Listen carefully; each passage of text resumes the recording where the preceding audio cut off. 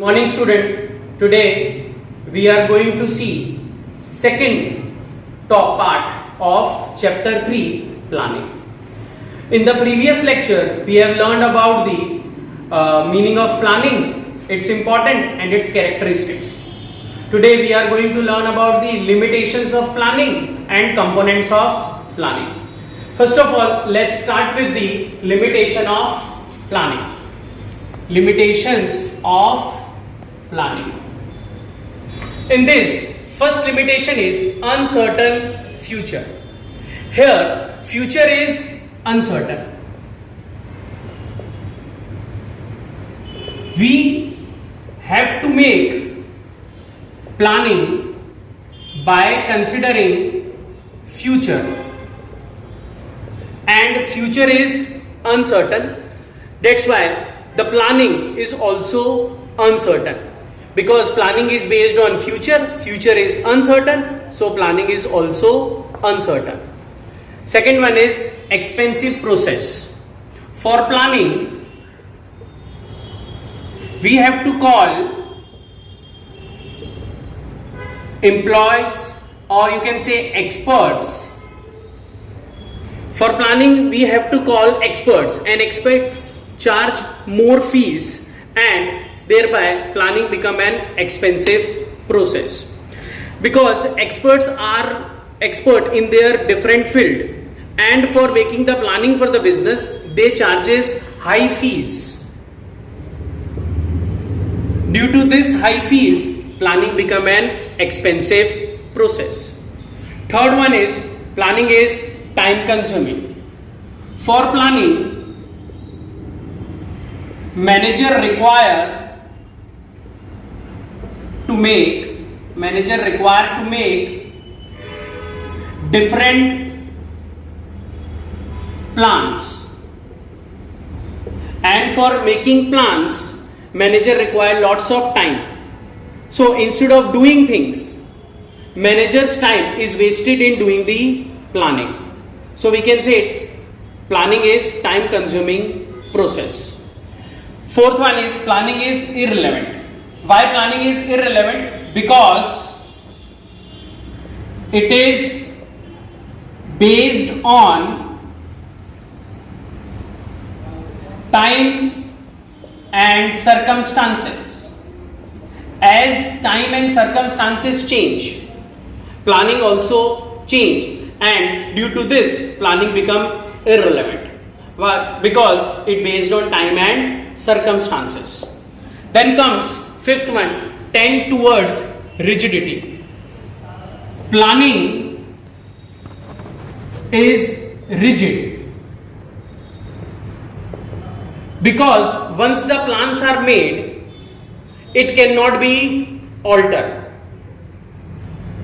Once plans are made, it cannot be altered.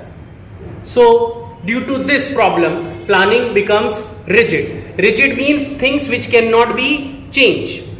As once you have done the planning, it cannot be altered, it cannot be changed. So planning become irrelevant, or it become rigid. Uncertainties of external factors. External factors like demand, change in fashion, or you can say fire, change in government policies, etc. These factors affect the business. So it is very important that before doing the planning, we consider the external factors. Even though we consider the external factors, but then also it affects the business adversely in the coming years. So planning become uncertain due to external factors. Then come incomplete informations. Planning is based on assumptions. Planning based on assumptions of different datas, statistical information, etc. If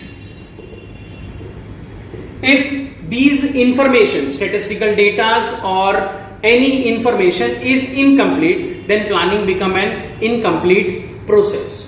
So it is very important we consider the information before doing the plan. But information which we have collected is not as per the requirement, then planning become incomplete. 8. Restriction on employees' creativity. Employee may be creative, but he cannot make any changes because he is just an employee,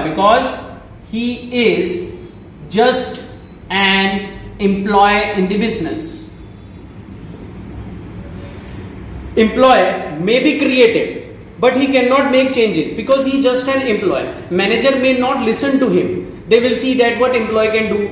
They will not listen to him, and that will restrict the creativity of employee. He will do the work as per the manager guidance. He will not be creative because he is just an employee of a business. Then comes use of faulty methods. Many mathematical and statistical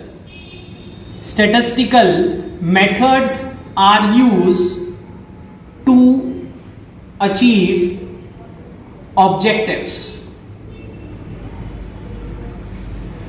but maybe these methods are not as per the requirement of business. So manager tried to do anything to achieve the objectives of the business. Even manager leads to faulty methods, faulty statistical or mathematical methods in order to achieve the objectives. So students, in planning it has some importance and it has some limitations also. Limitations may be incomplete information, maybe planning is rigid, time consuming, expensive. These are few of the limitations of planning. Now we are going to learn about the components of planning. There are 7 components. First is objective, second strategy, third policy, fourth method, fifth rules, sixth budget, and seventh is program. First of all, objectives. Objectives should not be over ambitious. It should be within the limit to achieve it. It should not be over ambitious. Objectives may be primary or secondary. Business has to think which objective is to be achieved first. Primary may be profit, and secondary objective may be anything. Business has to see what is the objective of the business, and then they have to work according to that.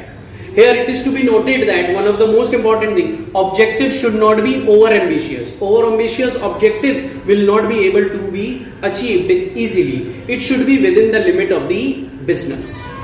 Then comes the strategies. Strategy means contrivances used for achieving objectives are called strategies. Means different ways are done to achieve the objective of the business. That's why they say contrivances used for achieving the objectives are called strategies. Different business adopt different strategies for achieving the objective of the business. Then third one is policies. Decisions and strategies for achieving objectives is called policies. Different business have different policies. Policies related to credit, related to sales, related to distribution of profit, etc. Different policies are adopted, or you can say different decisions and strategies are decided to achieve the objectives of the business. That comes in the policies. Fourth one is method. Arrangement for carrying out business. Different arrangements are done to carry out the business activities. Arrangement may be related to the sales process, working process, and different methods are used to achieve the objective of the business. Business has to see which method is the best for achieving the objective of the business. While considering the different method, managers see that which method is best. In the previous chapter, we have learned about the scientific methods. Scientific method which is based on science and rules and principles. So different methods are selected, and out of them, best method is selected for doing the work. Then comes the rules. For discipline, it is most important that there should be rules and regulations. For discipline, rules and regulations are required in business.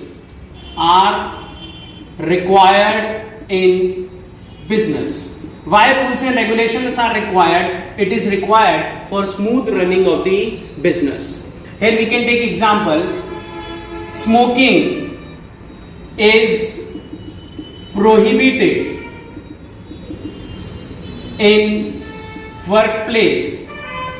So different rules and regulations are required in business so that business can run smoothly. Here we have suppose prohibited of smoking in the workplace is one of the rule, and other rules may be employees has to reach to the office at time. Whatever the work is given to the employees, they have to complete that work in a particular time. So there are certain rules and regulations which are to be maintained in order to run the business effectively. Now the sixth one is budget. Budget is a tool of controlling. It is prepared by considering different budgets, maybe capital budget, sales budget, etc. Budget is a tool of controlling. It is prepared by considering different budgets.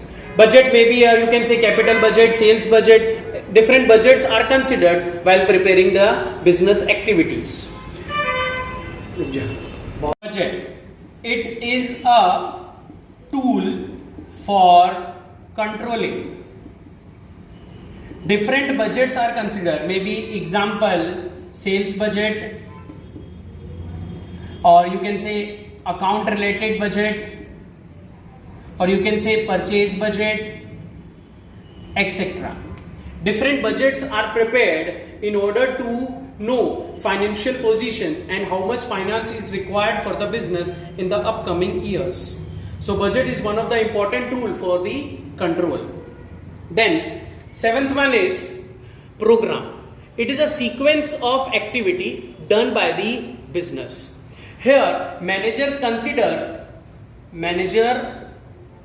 consider step by step process for doing business.